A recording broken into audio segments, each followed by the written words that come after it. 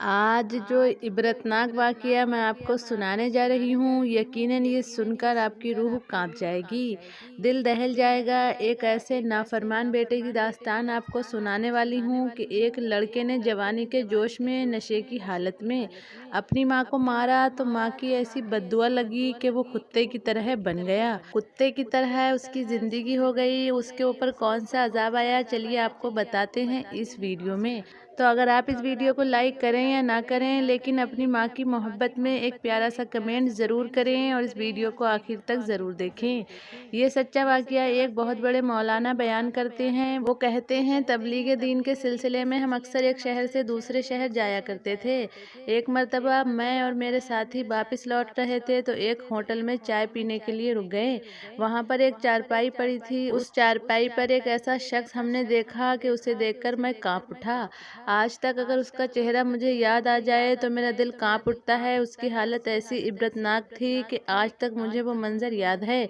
उसका जिस्म हड्डियों का ढांचा हो चुका था, मक्खियां भिन भिन कर रही थी। उसके आसपास ऐसी बदतर हालत थी कि मेरा वजूद कांप जाता है जब मैं उसको याद करता हूँ। उसके एक पैर पर एक कपड़ा डला हुआ था और उस पर भी मक्खियां आगे पीछे फिर रही थीं। उसको कोई पूछने वाला नहीं था, उसका कोई साथी नहीं था। मौलाना साहब बताते हैं, वो मुझे देखने लगा और रोते हुए हाथ जोड़कर मुझसे कहने लगा, मौलाना साहब मेरे पास आइए। अब हमारा तो ये हाल कि हम तो राह खुदा में निकलने वाले लोग हैं। हमारी नज़र में कोई बुरा नहीं होता, हमारी नज़र में सिर्फ गुनाह बुरा है। इंसान बुरा नहीं होता, उसका किया गया काम बुरा है। अब मैं उसके करीब आ गया। उसने मेरा हाथ पकड़ लिया और बेतहाशा रोने लगा। काफ़ी देर तक जब वो रोता रहा तो उसने बोलना शुरू किया। वो कहने लगा, मौलाना साहब मुझे इबरत से देखो, मुझे हिकारत से देखो। अभी मैं आपकी तकरीर सुन रहा था, मेरा दिल कांप गया। मैंने सोचा आप अल्लाह के नेक बंदे हो तो आपके हाथ पकड़कर मैं अल्लाह पाक से माफ़ी मांग लूँगा तो अल्लाह मुझे ज़रूर माफ़ कर देगा। वो आदमी कहने लगा, मौलाना साहब मैं बहुत अमीर इंसान था। ये जो दुकान दिख रही है ये मेरी थी। वो जो दूर एक बड़ा सा मकान दिख रहा है वो मेरा था। मैं बहुत अमीर इंसान था। अल्लाह पाक ने मुझे बहुत माल दौलत अता की थी, लेकिन मैं गुनहगार था, शराब पीता था, जुआ खेलता था, गलत औरतों में फंसा हुआ था।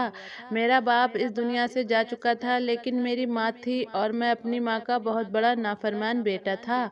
उसकी कोई बात नहीं मानता था, उससे बदतमीजी करता था। रात में देर तक अपने आवारा दोस्तों के साथ शराब पीकर जब मैं अपने घर आता था तो मेरी माँ को मैं हकीर समझते हुए धक्के देता। मैं इतना अमीर इंसान था, लेकिन नौकरानी की तरह मेरी माँ मेरे ही घर में काम किया करती थी। इतना हट्टा कट्टा सेहतमंद इंसान था, शेर की तरह बहादुर था, पर ये कैसी बहादुरी थी कि मैं अपनी माँ का ही नहीं हो सका। इतना बड़ा मेरा कारोबार था, लेकिन आज मैं फ़कीर हो गया हूँ, भीख मांगता हूँ। अब तो लोग मुझे भीख भी नहीं देते। मौलाना साहब बताते हैं, हाथ पकड़कर वो मेरा रोता रहा और कहने लगा, एक रात की बात है, मैं अपने गुंडे और आवारा दोस्तों के साथ सिनेमा गया। वहाँ मैंने फिल्म देखी और जब रात को मैं घर में दाखिल हुआ तो मेरी माँ जाग रही थी। मेरी माँ उस वक्त गुस्से में थी। उसने मुझसे कहा, तू क्यों शर्म नहीं करता, आवारा दोस्तों में घिरा रहता है। वो मुझे शर्म दिला रही थी, माँ की ममता का वास्ता दे रही थी। कहने लगी, तेरा बाप भी ऐसा नहीं था, तेरा दादा तो ऐसा बिल्कुल नहीं था, मैं भी ऐसी नहीं हूँ। तेरी तरबियत मैंने कैसी की थी और तू क्या निकला? तू क्यों नहीं सुधरता? क्यों पैसों को पानी की तरह बहा रहा है? ना तुझे अपने घर की फिक्र है, ना अपने बीवी की फिक्र है, ना अपने बच्चों की फिक्र है, और मैं तो तेरी माँ हूँ ही नहीं। मेरी माँ मुझसे कहने लगी कि शर्म आती है तुझे अपना बेटा कहते हुए। तेरे बाप का किरदार कितना अच्छा था, वो कितना शरीफ इंसान था, पूरे इलाके में उसकी इज्जत थी, लेकिन तूने तो अपने बाप का नाम डुबो दिया। मैंने उससे कहा, बुढ़िया बहुत बकवास हो गई, मुझे खाना दे दो वरना मैं सोने जा रहा हूँ। तो उस वक्त वो ममता के जोश में थी, उसको गुस्सा आ रहा था। उसने कहा, खाना मांगता है? किस मुंह से खाना मांगता है? इतना सुनकर मुझसे बर्दाश्त नहीं हुआ। मैंने अल्लाह के कहर को आवाज़ दे दी, माँ से बदतमीजी करने लगा। और जो मैंने दूसरा काम किया वो ये कि अपना जूता उतारा और अपनी माँ को मैं मारने लगा। उनमें से 2 बार जूता उसके मुंह पर लगा। मौलवी साहब, क्या कभी किसी बेटे ने अपनी माँ को मारा है? नहीं मौलवी साहब, नहीं। मैं वो गुनहगार हूँ जिसने जूते से अपनी माँ को मारा है। वो सदमे से वहीं खड़ी थी। उस वक्त मैंने अपनी माँ की आवाज़ें सुनी। मैं तो शराब के नशे में धुत था, लेकिन फिर भी मुझे आवाज़ें आ रही थी। मेरी माँ कह रही थी, ऐ अर्श वाले, क्या इसलिए मुझे बेटा दिया है? क्या इसीलिए मैंने बेटा पैदा किया है कि आज ये नौबत आ गई कि एक माँ अपने बेटे के हाथों से जूते खा रही है, उसका बेटा उसके मुंह पर जूते मार रहा है। इससे पहले ये मुझ पर और जुल्म करे, मुझे अपने पास बुला ले, अब और जिल्लत नहीं सह सकती। इसकी हालत अब तू ऐसी कर देना कि ये आवारा कुत्तों की तरह गलियों में फिरता रहे और कुत्ते जैसी इसकी हालत हो जाए। ये कहते हुए वो वहां से चली गई। मैं तो होश में ही नहीं था। मैं बिस्तर पर गिर गया और सो गया। सुबह मुझे याद आया कि मैंने माँ को क्या कहा था, लेकिन अब तो माँ की बद्दुआ लग चुकी थी। सुबह जब मैं उठा तो मेरी एक टांग में दर्द था।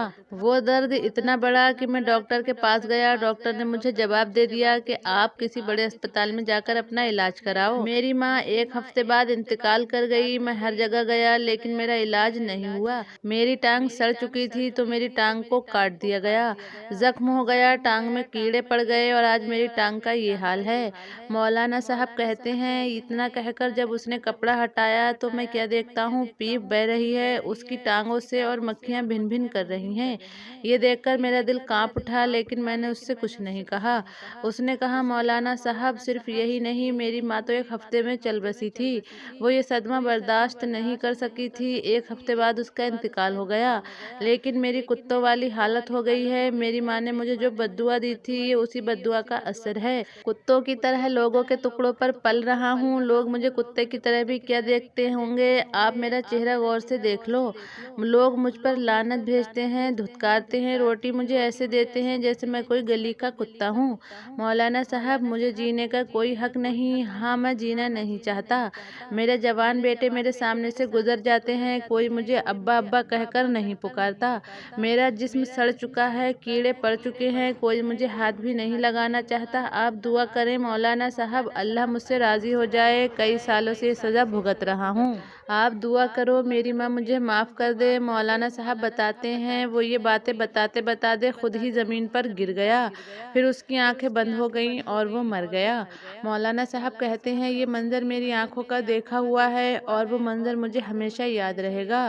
तो अल्लाह पाक हम सबको माँ बाप का फर्मा बरदार बनाए। जिनके माँ बाप ज़िंदा हैं उन्हें सेहत और तंदुरुस्ती अता फरमाए, और जिनके माँ बाप इस दुनिया से जा चुके हैं अल्लाह पाक उनके माँ बाप को जन्नत में जगह इनायत फरमाए। आमीन, अल्लाहुम्मा आमीन।